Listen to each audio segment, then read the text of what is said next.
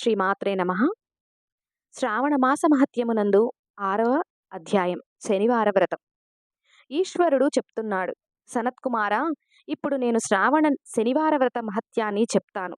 అది ఆచరించడం వల్ల బుద్ధిమాంద్యం, పనులకు ఆటంకం నశిస్తాయి.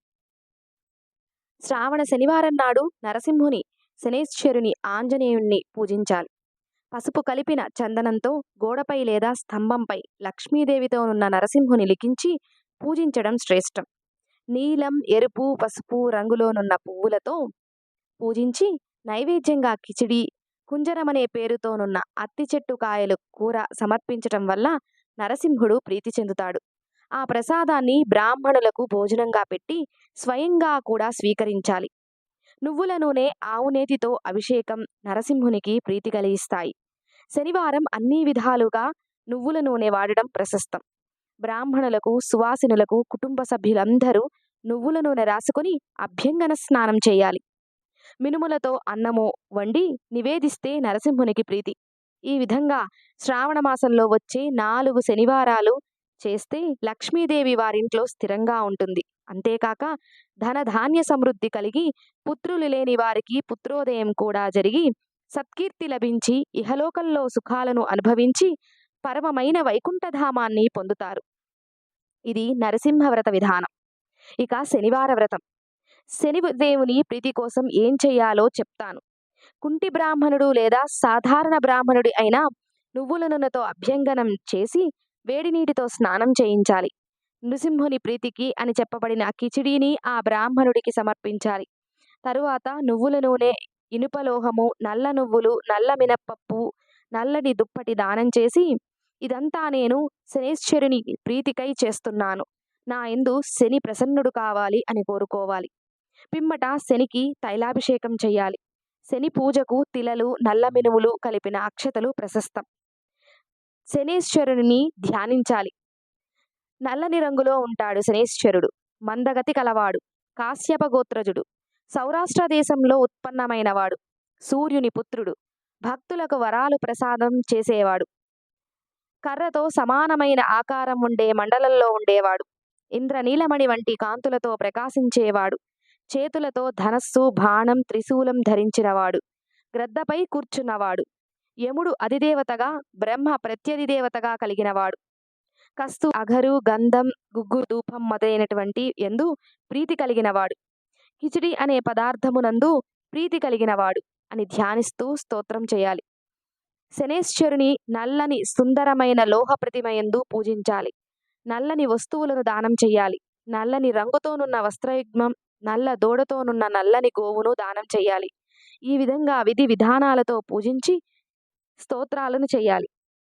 స్తోత్రాలు చేసి అనేక నమస్కారాలు సమర్పించాలి. పూజలో శన్నోదేవి అనే మొదలైన వైదిక మంత్రాలు లేదా నామ మంత్రాలతో పూజించాలి. ఈ విధంగా పూజించిన వారికి కలలో కూడా శని భయం ఉండదు. శ్రావణ మాసంలో ప్రతి శనివారం ఇలా చేస్తే లేస మాత్రం లేకుండా శనేశ్వరుని పీడ ఉండదు. జాతకంలో ప్రథమ, ద్వితీయ, చతుర్థ, పంచమ, సప్తమ, అష్టమ, నవమ, ద్వాదశ స్థానాలలో లేదా జన్మరాశిలోనున్నా సరే ఈ వ్రతాన్ని ఆచరించి శవగ్నిహి అనే మంత్రం జపించడం వల్ల శనేశ్వర్య ప్రీతికై ఇంద్రనీలమణి దానం చేయటం వల్ల శని ప్రీతుడై అనుగ్రహిస్తాడు. హనుమద్వ్రతం. ఇకపై హనుమంతునికి ప్రీతికి శనివారం ఆచరించాల్సిన విధులను తెలియజేస్తాను.